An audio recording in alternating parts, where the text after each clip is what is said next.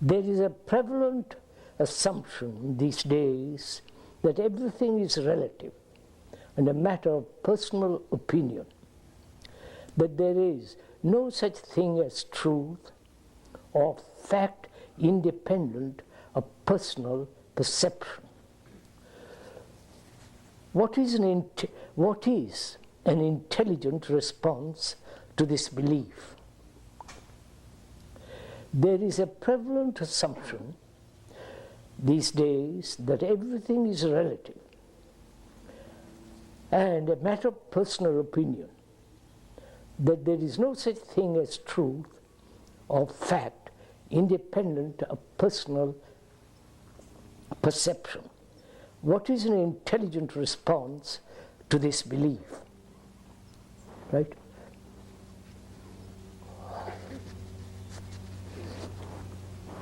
Is it that we are all so terribly personal?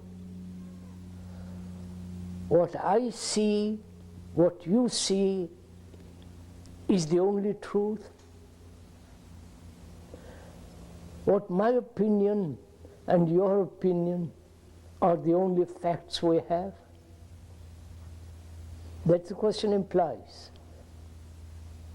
That everything is relative. Goodness is relative. Evil is relative. Love is relative. And so as everything is relative, that's not whole, complete truth, then our actions, our affections, our personal relationships are relative, can be ended whenever we like, whenever it doesn't please us, and so on. That's the implication of this question, right? Now, is there, we are both of us investigating, please, I'm not telling you, is there such thing as truth? Apart from belief, apart from personal opinion, belief, personal belief, opinion, perception. Is there such thing as truth? This question has been asked by the ancient Greeks, by the Hindus in the ancient days, and by the Buddhists. It's one of the strange facts in the Eastern religions that doubt was encouraged. To doubt, to question. And in the West, it's rather put down. It's called heresy, if you love. So one must find out for oneself, apart from personal opinions, perceptions, experiences, which are always relative, whether there is a perception, a seeing, which is absolute truth, not relative. You understand? You understand my question? Now, how are you going to find out? If we say that personal opinion, perception are relative, and therefore there is no such thing as truth, absolute, it then is relative. And according to that, our behavior, our conduct, our way of life is relative. Casual, not complete, not whole, therefore fragmentary. This is, I hope we are following each other. And we are trying to find out if there is such thing as truth which is not relative, personal opinion, perception, right?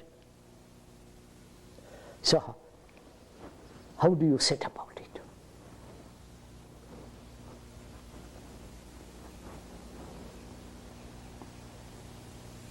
How would you, if this question is put to you, how would you find out if there is such thing as truth which is absolute, which is not relative, which is complete, which is never changing under climate, personal opinions, and so on? How will you find? How does your mind, the intellect, find out, or thought find out? May we go on with this? Does it interest you, all this? I wonder why. Because when you are inquiring into something that demands a great deal of investigation, action in daily life, a sense of putting aside which is not, which is false, that's the only way to proceed, right?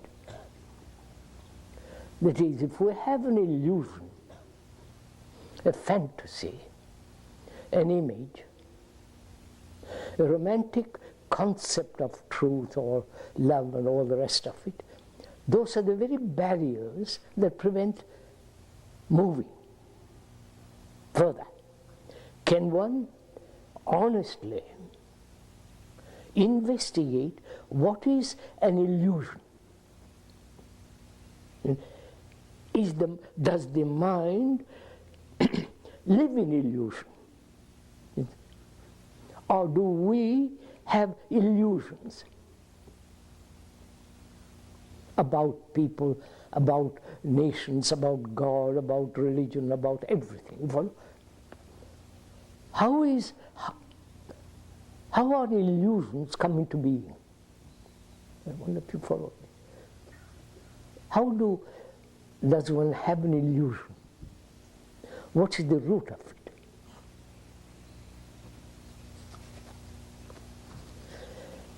What do we mean by the word illusion?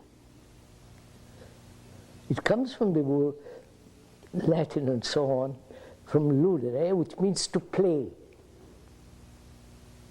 The root meaning of that word is to play. Ludere, which means playing with something which is not actual. You understand? The actual is what is happening.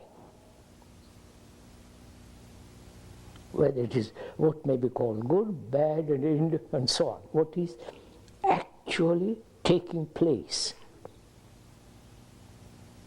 And when one is incapable of facing what is actually taking place in oneself, then to escape from that is to create illusion.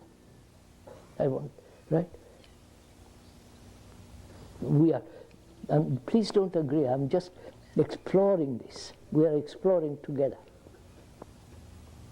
The word illusion implies to play with something that's not actual. Ludere. I won't go into all the Greek and Latin meaning of it. So, and also in Sanskrit, it's a very same words are used. So, if one is unwilling or afraid or wants to avoid what is actually going on, that very avoidance creates the illusion. A fantasy, a romantic movement away from what is. If we accept that as meaning of that word illusion, moving away from what is.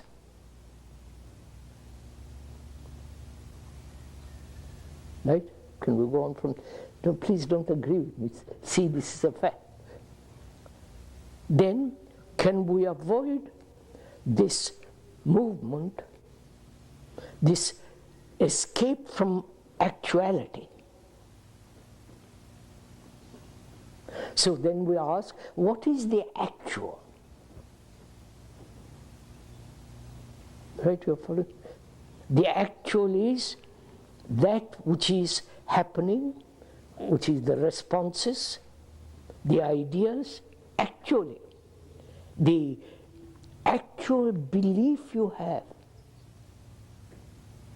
the actual opinion you have, and to face them is not to create illusion, right? Can we go in our investigation?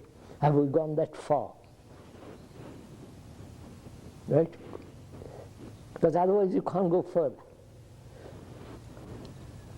So as long as there are illusions, opinions,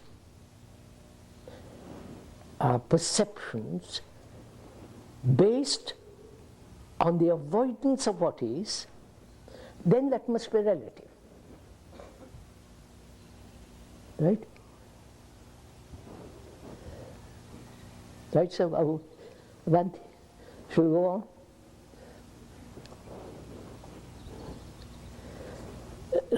Relativeness, which is, I won't go into the word relative, that's the word, no I won't, sorry,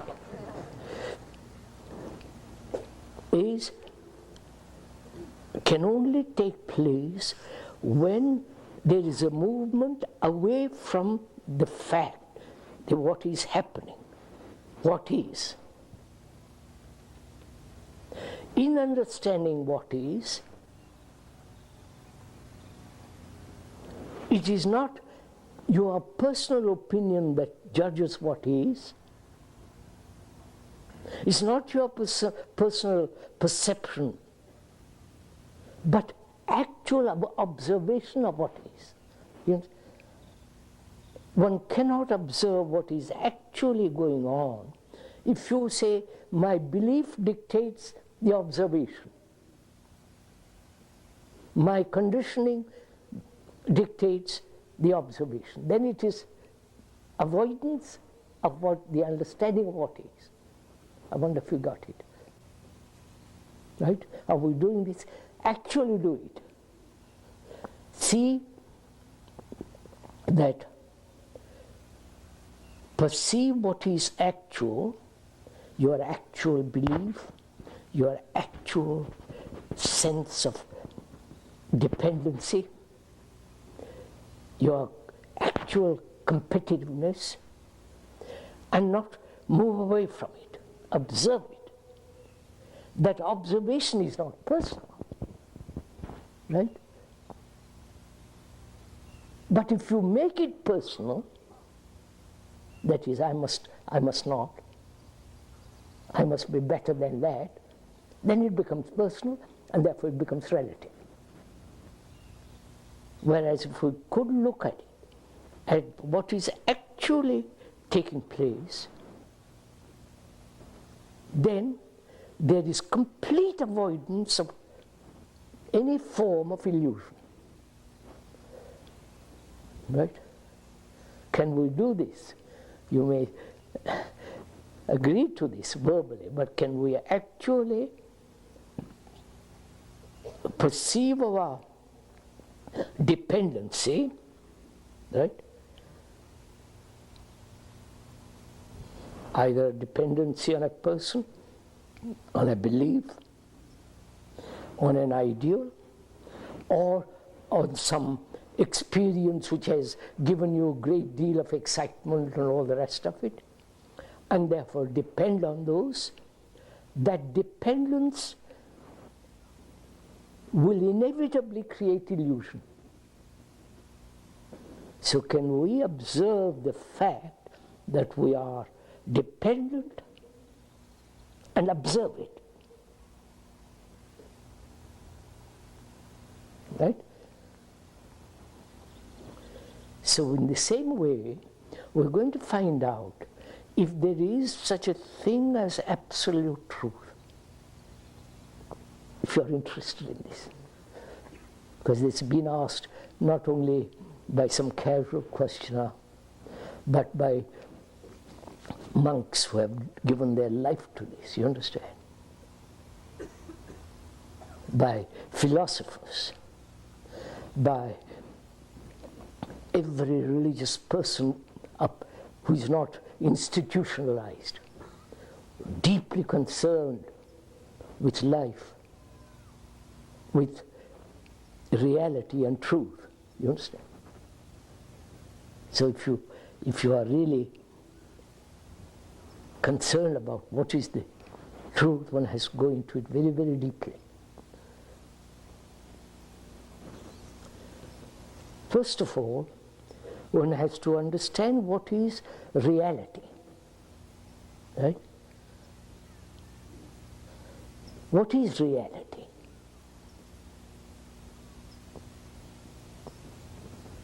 That which you perceive, that which you touch, that which you taste, right? That which you have pain, and so on. So, reality is the sensation and the reaction to that sensation, the response to the sensation as an idea, right? And that idea created by thought. So there is thought has created reality. The marvelous architecture, the great cathedrals of the world, the temples, the mosques, and the idols that are put in it, the images, all created by thought. And we say that is reality, because you can touch it, you can taste it, you can smell it.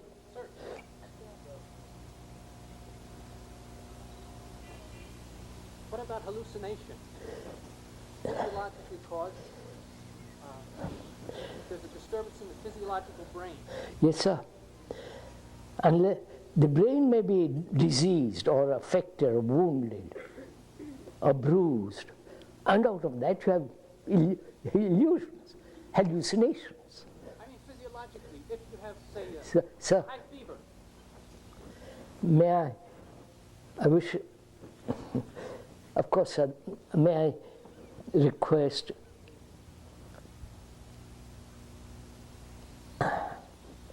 questions are to be answered. If you ask questions from the audience, you interrupt the flow of the inquiry. So may I request most politely that unless you write it down, don't, I hope you don't mind my asking this. Hallucinations, illusions, delusions take place when the brain is damaged, when there is an avoidance of or an escape from what is. All these words, illusion, hallucination, delusions, are all of that category. So we are saying all the things that thought has created, understand? The knowledge, the acquisition of knowledge through science, through mathematics, so on, is reality. But nature is not created by thought. Right? You're following this? The tree, the mountains, the rivers, the waters, the deer, the snake is not created by thought. It's there. But out of the tree, we make a chair. That's created by thought. Right? So there is thought has created the actual world in which we live, and nature includes environment, the whole. That is not created by thought, obviously. Then we ask, is truth reality? Understand? You're following this? One perceives that thought has created the world in which we live. But thought has not created the universe. But thought can inquire into the universe. The cosmology, astrophysicists, that is, they are proceeding they are proceeding the inquiry with thought. And they will come to certain conclusions, certain hypotheses, try to prove those hypotheses, always in the path of thought. I don't know if you're following all this. No, this is, So, thought is relative, and therefore whatever it creates, in whatever direction it moves, it must be relative. It must be limited. You're following all this? Please, this is not a lecture. I'm not a professor, thank God.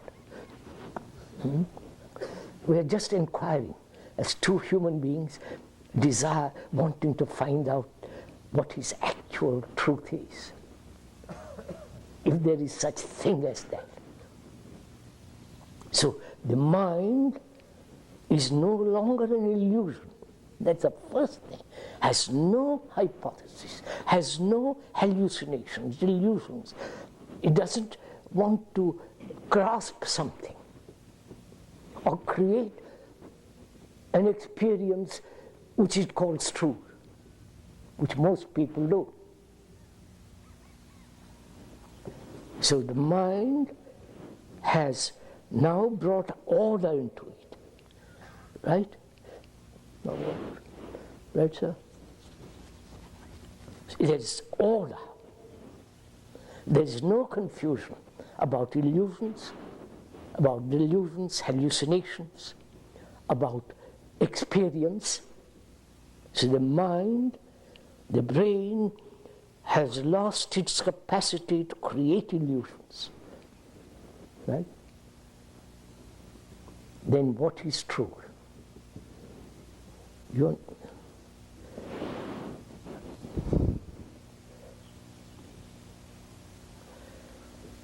That is, sir, what is the relationship between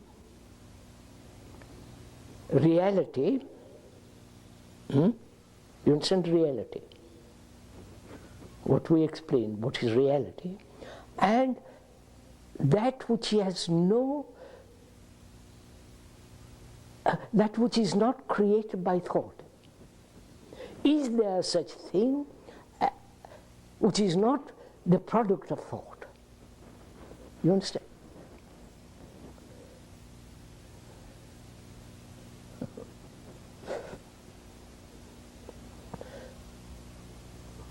Can we go on with this? That is your mind, our minds now, sitting here in rather depressed climate, under trees, rather cool, is our mind, are our minds free from every form of illusion? Right? Otherwise you cannot possibly find out the other. Which means has your mind completely free of any confusion. Therefore it is absolute order. You find, is it? You understand my question?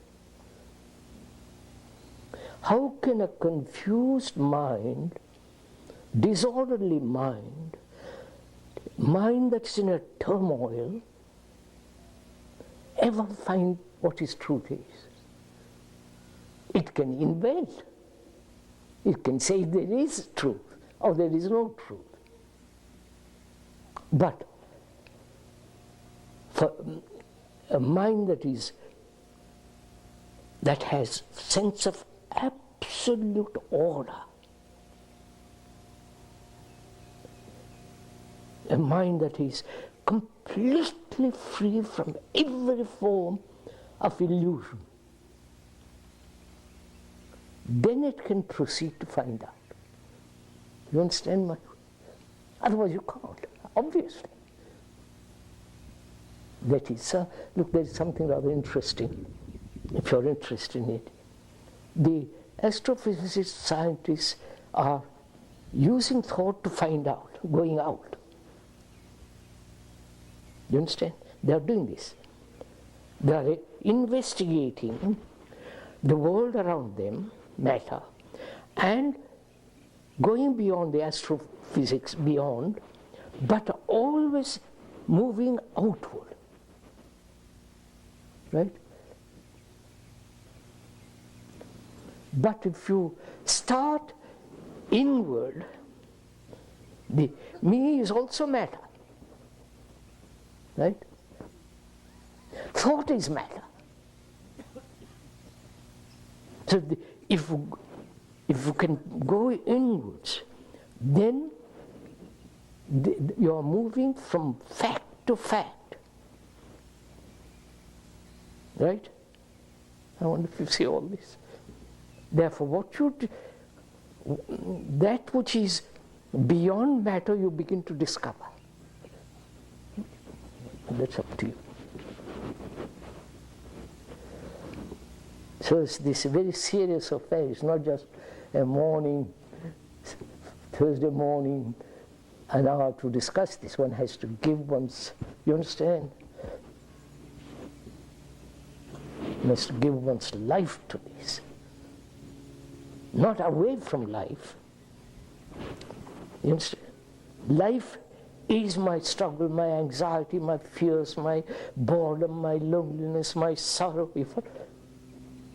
my misfortunes, all the regrets, and all that is my life. That I must understand and go through that. You follow? Not away from it. Then there is such thing as absolute truth. If you've gone through it.